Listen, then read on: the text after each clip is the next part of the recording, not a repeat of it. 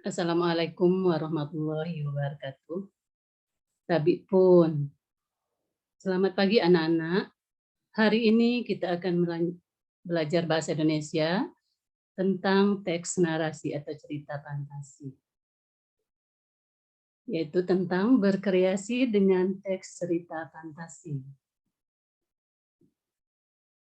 Materi teks cerita fantasi ada dua. Yang pertama, menelaah struktur dan kebahasaan teks cerita fantasi yang telah didengar atau dibaca. Yang kedua, menyajikan gagasan kreatif dalam bentuk teks cerita fantasi.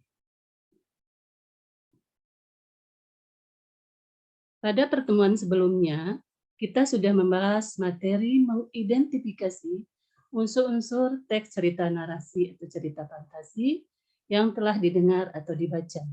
Semoga kalian paham dan masih ingat ya anak-anak. Coba siapa yang masih ingat ciri teks cerita fantasi? Ya, betul. Cirinya yang pertama adalah ada keanehan, ada kemisteriusan, dan ada keajaiban. Pada pertemuan kali ini, kita akan membahas tentang struktur dan kebahasaan teks cerita fantasi. Struktur teks cerita fantasi ada 3. Yang pertama adalah orientasi, yaitu isinya tentang pengenalan tokoh, latar, watak tokoh, dan konflik. Yang kedua adalah komplikasi, yaitu awal munculnya masalah hingga puncaknya masalah. Yang ketiga adalah resolusi, yaitu tentang penyelesaian masalah. Selanjutnya adalah kaidah kebahasaan. Yang pertama yaitu penggunaan nama dan kata ganti orang. Nama, contohnya adalah Farhan, Aufa, Dinda, Atika, dan lain-lain. Kata ganti orang itu ada 3. Yang pertama adalah kata ganti orang pertama, aku, saya, kami, dan kita. Yaitu yang kedua adalah kata ganti orang yang kedua, kamu, engkau, kalian, Anda. Selanjutnya kata ganti orang ketiga, dia, mereka, beliau. Sekarang kita lanjutkan kaidah kebahasaan yang kedua, yaitu penggunaan kata yang mencerap panca indera untuk mendeskripsikan latar tempat, latar waktu, dan latar suasana. Contohnya, contoh yang tentang deskripsi latar tempat. 3 rumah bergaya kerucut menyambut mataku.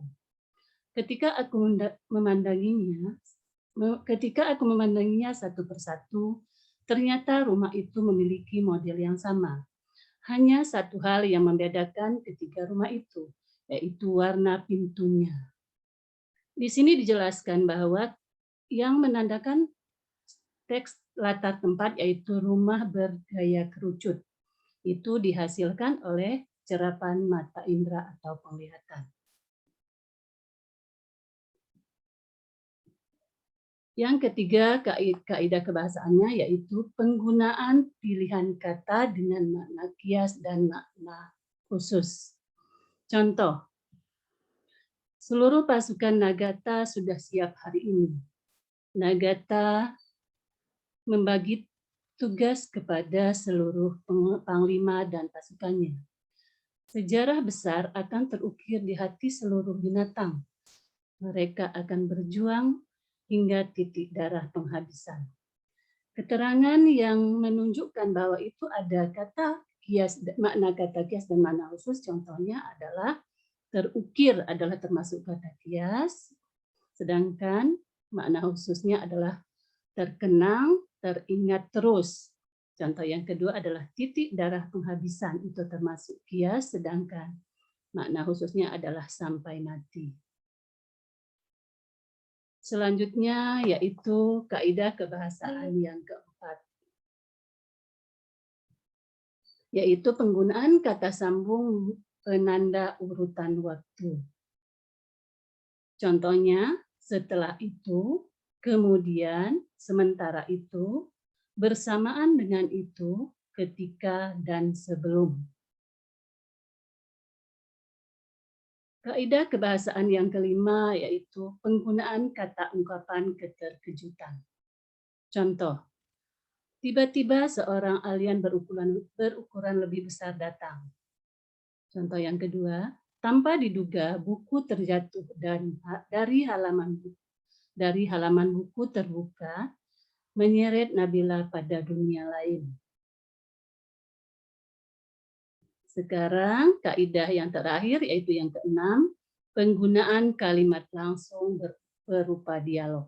Contohnya, hai, tak ada gunanya kalian melempar bola api kepada kami. Seru serigala dengan sorot mata merah penuh amarah. Contoh yang kedua, aku harus membawa dia kembali, teriakku. Alhamdulillah, pelajaran kita hari ini sudah selesai. Semoga belajar hari ini menyenangkan dan bermanfaat. Terima kasih. Wassalamualaikum warahmatullahi wabarakatuh.